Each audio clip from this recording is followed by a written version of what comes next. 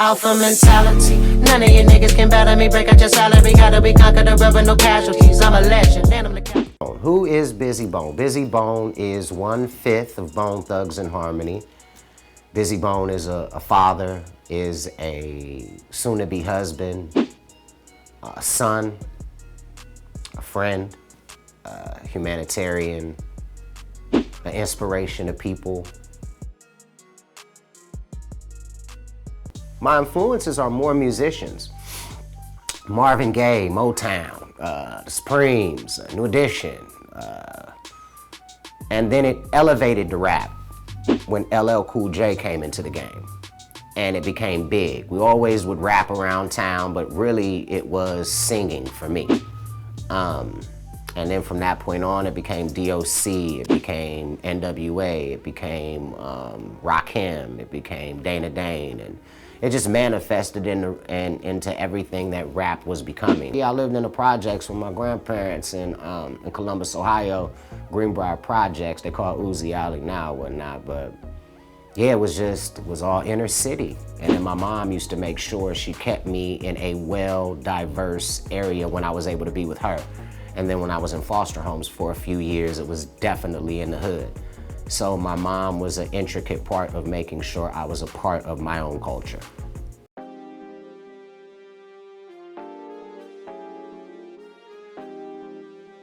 What made me want to start rapping? I think I was always into music, and as hip hop was starting to take over by me being into breakdancing and beatboxing, it naturally became, because I was writing songs. And then I started writing, and basically writing a song is a shorter version of writing a rap because you hold the notes a little longer. It's just more words put into the lines. So I already had formatting in order. So, and then it just transformed into rap, and then I was rapping and I was singing. So I could sing and I could rap. So where I would not be as good at one thing, I was doing something others couldn't do. So if I would step into a circle with people that could sing, they couldn't rap. If I step into a circle with people that could rap, they couldn't sing. And then none of them could break dance. So I was always being the kind of person to where I could add little flavor, a little flavor into it.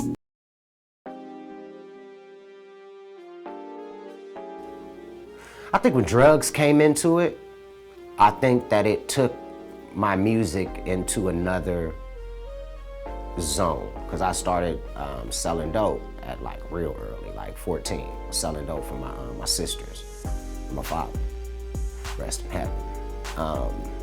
And then it just started changing.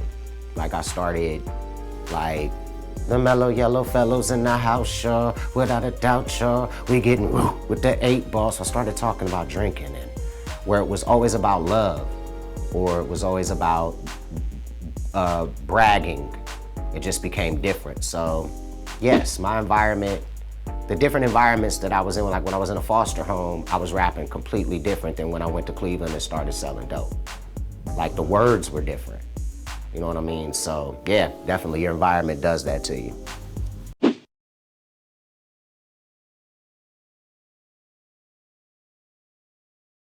Bizzy Bones' top 5 would be Tupac, Biggie, Pun, Easy, and we'll leave the 5th spot reserved for Jam J, because you gotta add the DJ in there.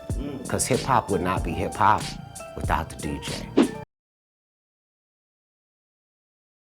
To my style of rap is harmony, thuggish, ruggish, being thuggish, a true, humbly united gathering souls. Always in tune with the people out there, knowing that I come from the streets and knowing that I mean a lot to people.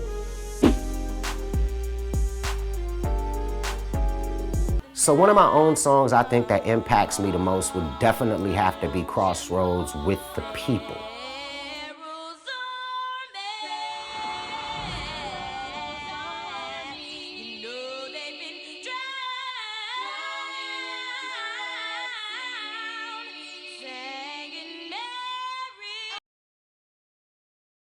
It was a day after my birthday.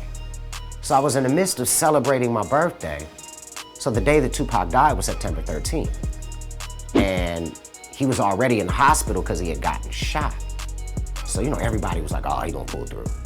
But it impacted me just like it would impact any rapper. I'm like, damn, we just did a song. We didn't get an opportunity for the song to manifest and, you know, become the visual. And I knew it was gonna be big. Like when we did that song, I knew it was gonna be a big one. I'm like, wait till we do this video. We finna take over the world with this shit. And it started off as my solo song. Just him, me, and a young lady by the name of Silky Fine.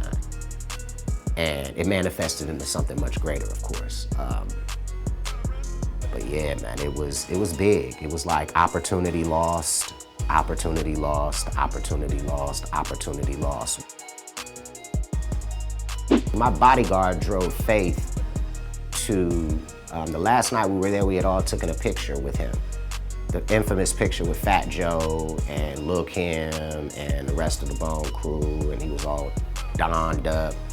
And Lazy was actually, one of my group members was actually at the club and was about to get in the car with them. And Lay was like, no, I'm gonna go ahead and get into another car. Right, so that's how close it was. And then when I found out he passed, I believe I was back at home with my children. I believe I was back at home. And it was just like, wow. So, and you know, Big made a big impact on my life, just like Tupac made a big impact on my life. You know, these guys were older than me. They were my elders. So I looked at them in a certain light. I looked at them for guidance. I looked at them for, you know, how to stand on your own and how to make it through this. So it was really, really just impactful, man. You know, just that, and the whole world felt it. I mean, they're still crying about it.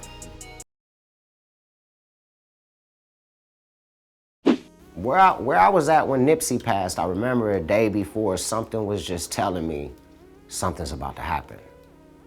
You're about to see something, energy-wise, because I was really having this conversation within, without, outside, just about negative energy and what role that it plays and how the earth properly feeds negative beings that may not have something, just a whole convo that we'll talk about later.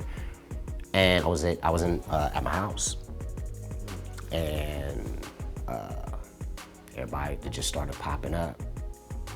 You know, Nipsey Hussle passed. Where was I at when Extension got killed? Extension, XXX Extension. Is that how you pronounce his name? Yeah. Okay. I was on an airplane. I was like 30,000 feet in the air. But the Wi-Fi was working. And my man, a text came through from my baby cousin in Cleveland. He was like, you heard what happened? I'm like, how the fuck are you texting me? I'm on a fucking airplane. And that's how I heard about that. So that was the most unusual thing. I think Nipsey would have been the most impactful. Why? Because Nipsey had his eye on the elite. I think that he would have, as far as mogul status, he was the next billionaire. I think it would be Kevin Hart, because he's in the ownership and he's got his finger on the pulse of what's being seen by the public. It's not a question with him. It's not if it's good or bad. We like him. So whatever you're putting forth, that avenue is going to get the best publicity. It's just like that kid when I came into this building and he stopped me. I didn't know what he was on. I didn't know what he was on because he took his hat off. You know what I'm saying? So I didn't know what, and I just got your new record. Bring it in. Come on. So, you know, it's one of those things. You know what I mean? For real, for real.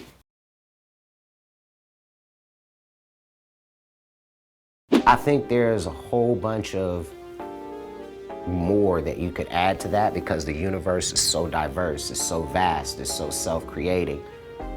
But just on the surface, you know, just on a most high level, I think that rhythm, I think that harmony, and I think the things that bring goodness in people, can only be a benefit, can only make the job easier, if it's even considered a job. I think he was more impactful in my life after he passed away, because when he was here, it was like driving in a car at 117 miles per hour with Hennessy in your lap, driving with your knees and rolling weed.